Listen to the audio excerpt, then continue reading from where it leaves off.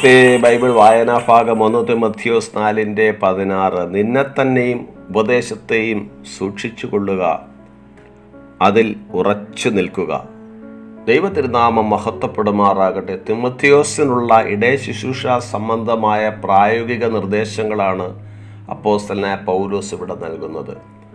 ആരും നിന്റെ യൗവനം തുച്ഛീകരിക്കരുതെന്നും വാക്കിലും നടപ്പിലും സ്നേഹത്തിലും വിശ്വാസത്തിലും നിർമ്മലതയിലും വിശ്വാസികൾക്ക് മാതൃകയായിരിക്കണമെന്നും ഉദ്ബോധിപ്പിക്കുന്നു.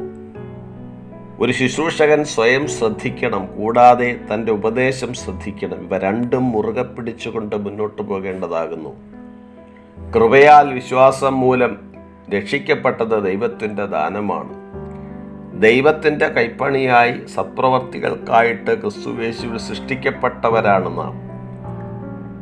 ഒരു ശുശ്രൂഷകൻ താൻ ദൈവത്തിൻ്റെ സൃഷ്ടിയും ക്രിസ്തുയേശുവിൽ ഒരു പുതിയ സൃഷ്ടിയുമാണെന്ന് തെളിയിക്കപ്പെടുന്നത് വചനപ്രകാരം മാതൃകാ ജീവിതം നയിക്കുമ്പോഴാണ്.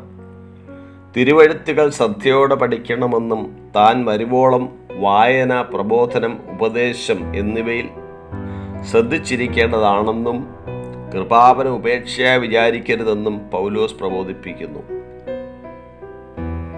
തിമോഥെയോസ് തന്നെ തന്നെയും ഉപദേശത്തെയും സൂക്ഷിച്ചു കൊള്ളുമ്പോൾ താൻ സ്വയം രക്ഷിക്കുമെന്ന് മാത്രമല്ല, തൻ്റെ പ്രസംഗം കേൾക്കുന്നവരെ രക്ഷിക്കുവാൻ ഇടയാകും.